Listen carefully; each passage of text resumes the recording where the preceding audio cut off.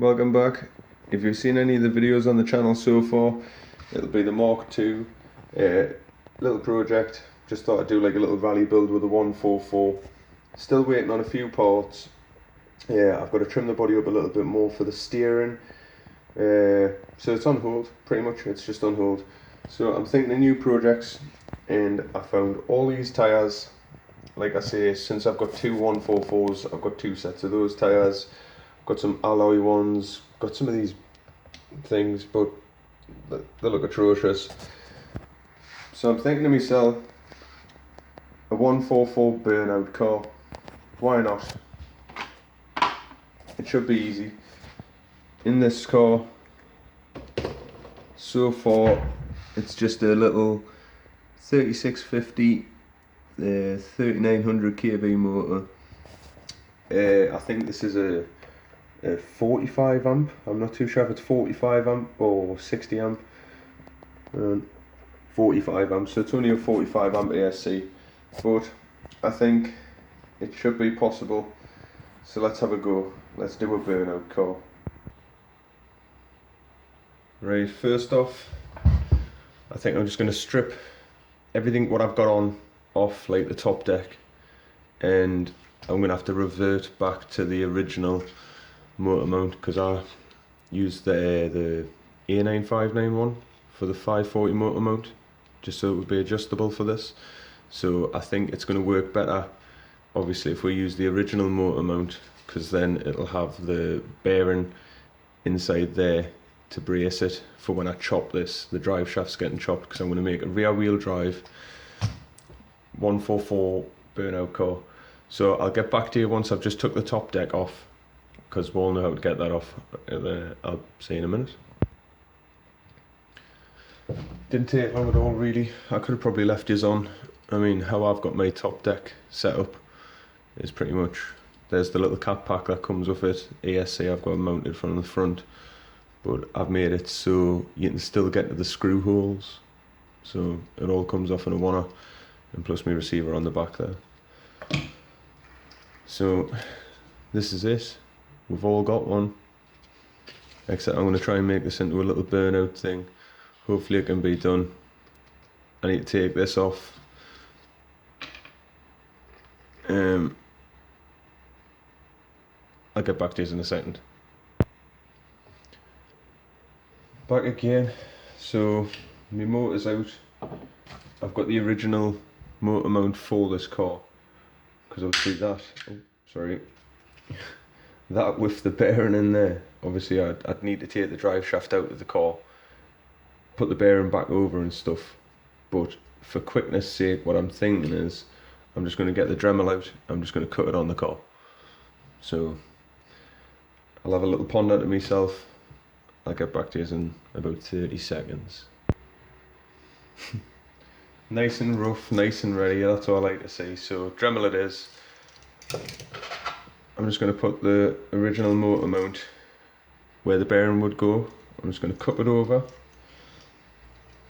make a rough mark. Obviously I'll leave like, I don't know, 10 mil on or something like that, 10 mil excess. Nice little mark there. If you want to stick around, I'll just do this one. Right, I can get that bit in there. Oof, I can't get that in, like.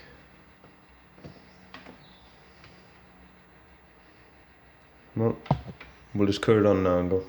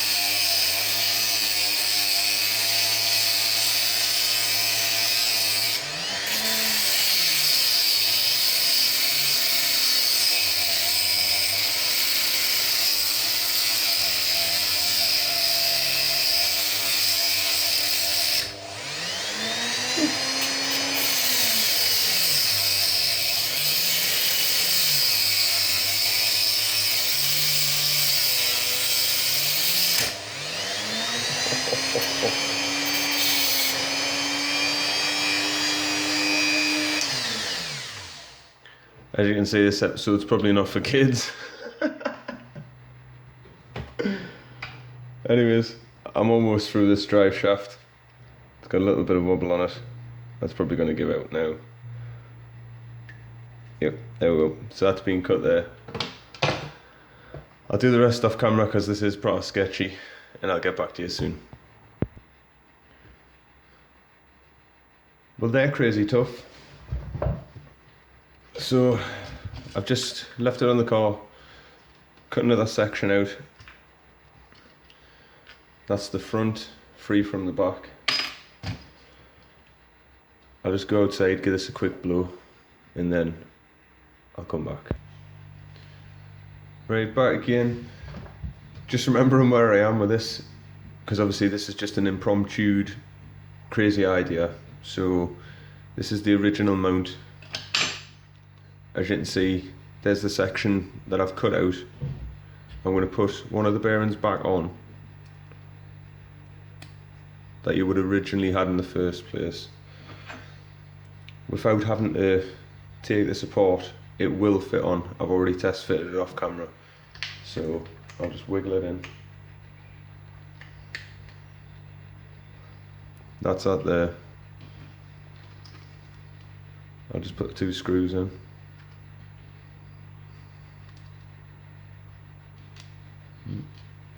Get the right ones first of all.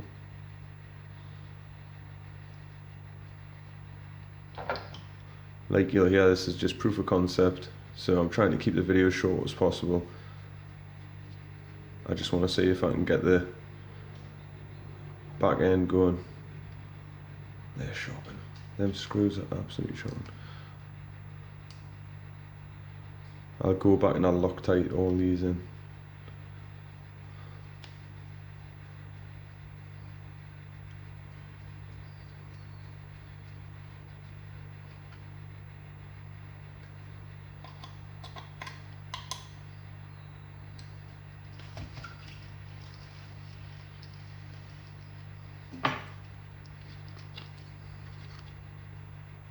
Nice and smooth, no wiggle on that. So there we are. The reason why I've left this bit here for is because I'm going to try and do the same trick that you've probably seen on other videos where they add an extra servo to grab a hold of this. I think it's called line lock or something. It's just adding a brake really in it. So hopefully I can figure something out on that front end. But for this one, I'm just going to try and concentrate on getting this back rotating. So I'll get the motor mounted and I'll get back to you. So that's the motor back in. I'll just add the pinion and hopefully the mesh will just be exactly the same. A lot of other people, sorry, on YouTube, I've seen them run these motors and everything just seems normal, I guess, like the mesh. But we'll see if I'll have the same look. I'm not having the same look getting the pinion back on, that's for sure.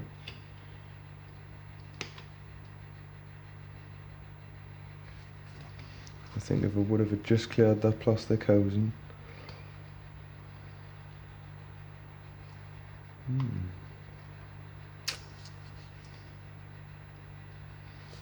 Oh, I'll get back to you in a second once I get this on.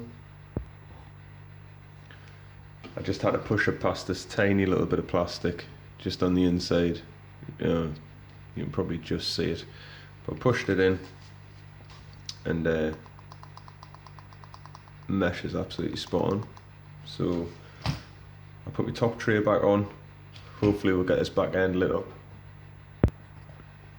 Well, this last bit I'm gonna have to keep short and sweet. I don't know how long my phone will have left. So like I say, this was just to proof of concept, cut the drive shaft, get everything put back together with the original motor mount. It's a 3650 motor, 3900 kV. Let's give it a switch on.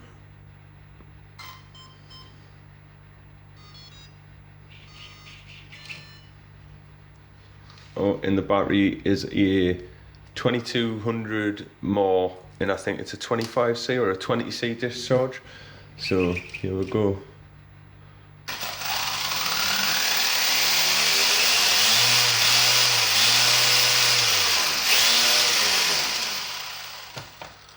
Hopefully that'll burn some tyres. Stick with us and get back to us in the next episode. Oh, and before I go, guys, check out these fellas. I'll see you next Tuesday. Great guys.